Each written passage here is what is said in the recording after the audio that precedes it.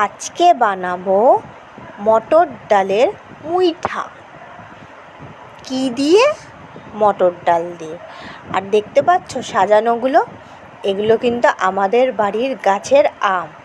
যে কটা হয়েছে সে কটা সমস্ত কিন্তু তোমাদের জন্য দিয়ে দিয়েছি। প্রথমেই নিয়ে নিয়েছি মটর ডাল, রাত্রিরে ভিজিয়ে রাখা। এবার এটাকে বেটে নেওয়া হয়েছে মটর ডালটাকে। ভালো করে মিহি করে বেটে নিতে হবে মটর ডালটাকে। এরপর একটা পাত্র নিতে হবে, তার মধ্যে মটর ডালটাকে আস্তে আস্তে 2 চামচ, 3 চামচ, 4 চামচ, 5 দিয়ে নুন দিলাম স্বাদ অনুযায়ী। বড়া বানানো হবে। আলু দিলাম 2টো সিদ্ধ করা, 4টে, টোটাল 4টে আলু দিয়ে ভালো করে মেখে নিতে হবে। চটকে চটকে ম্যাশ করে মেখে নিতে হবে, যাতে আলুগুলো মোটা মোটা না থাকে। দেখতেই পাচ্ছিল কচলে কচলে মাখা হচ্ছে, যাতে আলুগুলো মিহি হয়ে যায় ডালের সাথে। আর বড়া বানানোর ব্যাপারটাই হলো মাখা হলো মেন। আমি বানাচ্ছি মুইঠা, মটর ডালের মুইঠা। দেখো মুঠো করছি, হাতের মধ্যে নিয়ে মুইঠা করতে হবে, এইভাবে মুঠো করে নিতে হবে, দেখতেই পাচ্ছ। আর এরকমভাবেই কিন্তু ভাজাটা হবে মুইঠাগুলো। আমাদের বাংলার অতি পরিচিত একটা খাবার মটর ডালের মুইঠা। আজকে তোমাদের আমি দেখাচ্ছি মটর ডালের মুইঠা। খেতে কিন্তু অসাধারণ। আমরা সাধারণত রুটি বা পরোটার সঙ্গে এই জিনিসটা খাই, ভাতের সঙ্গেও খেলে মন্দ নয়। তো তৈরি হয়ে গেল মুইঠা। কড়াতে তেল দিয়ে ভাজতে শুরু করে দিয়েছি। একটার পর ভেজে নেওয়া হবে মুইঠাগুলো, এপিট ওপিট করে। তৈরি হয়ে গেছে মুইঠা। এইবার এটাকে তরকারি বানাবো। যে তেলটা বেঁচেছিল সেই তেলের মধ্যে তেজপাতা, জিরে আর শুকনো লঙ্কা ফোড়ন দিলাম। তারপর টমেটো দিয়ে দিলাম, দিয়ে ভালো করে ভেজে নেব। এরপর নুন, চিনি, হলুদ, লঙ্কার গুঁড়ো, জিরের গুঁড়ো, ধনের গুঁড়ো দিয়ে দেওয়া হলো, নর্মালি যেরকমভাবে তরকারি বানায়।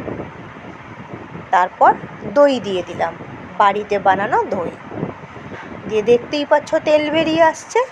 এবার জল দিয়ে দিলাম, দিয়ে এটাকে ঢেকে দেবো, যাতে কষে যায় মশলাটা, ভাজা হয়ে যায়, সিদ্ধ হয়ে যায় মশলাটা। ভালো মতো ফুটছে দেখতে পাচ্ছ। এবার একটা একটা করে বড়া ছাড়বো। বন্ধুরা খুব সাবধানে ছাড়বে বড়াগুলো। তো বড়াগুলো ছেড়ে দিলাম। আর তরকারিটা মুইঠাটা হবে কিন্তু মাখা মাখা, ঝোল ঝোল হলে কিন্তু খেতে ভালো লাগবে না। সেই জন্য বন্ধুরা মাখা মাখা তৈরি করবে মুইঠা। ফুটিয়ে যাবে, বড়ার মধ্যে ঝোলগুলো ঢুকে যাবে আর মাখা মাখা তরকারিটা তৈরি হয়ে যাবে। আমাদের অতি একটা পরিচিত মুইঠা, মটর ডালের মুইঠা। একবার অন্তত বানিয়ে দেখো। আর প্রত্যেকটা জিনিসই কিন্তু আমাদের বাড়িতে, সবার বাড়িতেই থাকে। তো এই গরমের মধ্যে দেখো, এবার দিয়ে দিলাম,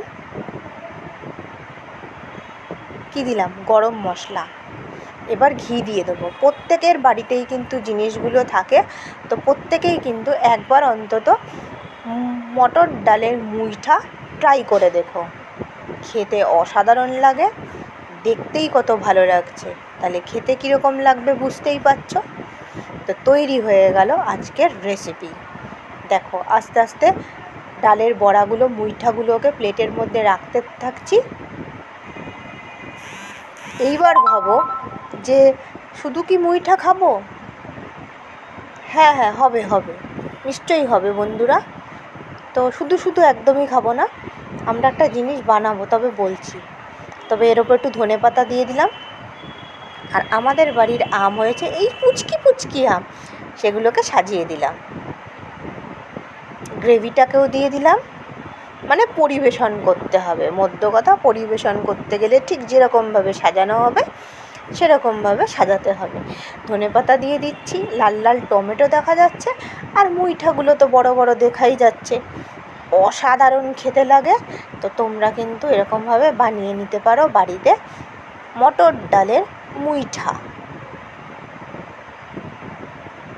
আর বাচ্চারাও খেতে পারবে, কারণ ঝালের পরিমাণ খুব কম। যারা বেশি ঝাল খাও তারা লঙ্কার গুঁড়ো দিতে পারো, আমরা কম ঝাল খাই ওই জন্য কম ঝাল দিয়েছি।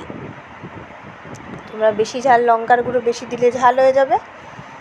আর এটা সম্পূর্ণ একটা নিরামিষ রেসিপি, যেটা খেতে কিন্তু অসাধারণ লাগে, আর বানাতেও খুব একটা সময় লাগে না। তা শুধু শুধু খাওয়া হবে, তো তৈরি করেছি পরোটা।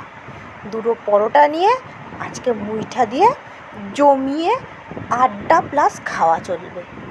তো বন্ধুরা, তোমরাও এসে যাও, একসাথে আমরা সবাই মিলে খাই আম প্লাস মটর ডালের মুইঠা সাথে পরোটা।